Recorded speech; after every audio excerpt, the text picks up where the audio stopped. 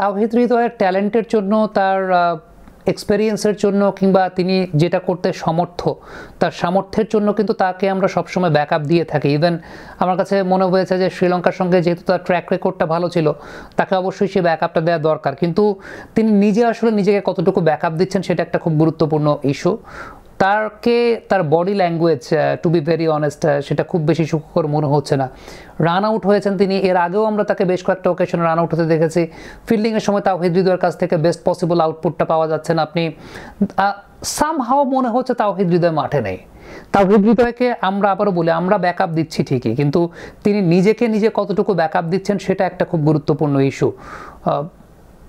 Team management backup দিচ্ছে, আমরা এখান থেকে বলছি যে ঠিক আছে যে খারাপ হতে পারে, বাট তার ট্যালেন্টের প্রতি, তার এক্সপিরিয়েন্সের প্রতি ট্রাস্ট রাখাটা, কিন্তু তিনি নিজে কতটুকু ব্যাকআপ দিচ্ছেন। অফ স্ট্যাম্পের বাইরের বলে তার ইস্যু, সেটা আমরা জানি।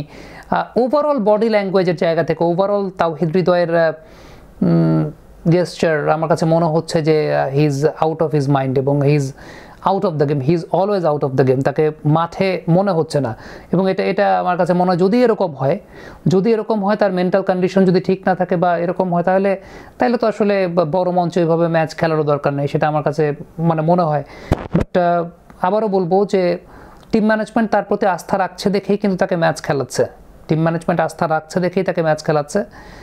কিন্তু যদি এরকম হয় যে ঠিক আছে তিনি তার বেস্ট পসিবল আউটপুটটা দিতে পারছেন না, এখন দিতে না পারা, এক্সিকিউশন করতে না পারা এটা এক বিষয়, কিন্তু এফোর্টটার জায়গা বডি ল্যাঙ্গুয়েজে আমার কাছে সামহাও মনে হচ্ছে he is very much disturbed. So আমি জানি না যদি বিষয়টা এরকম হয় যে তাকে ড্রপ দিলে পরে বা তার একটা ব্রেক দিলে পরে তিনি আবার নতুন করে রিগেইন করতে পারেন সব কিছু, then I think it's completely okay.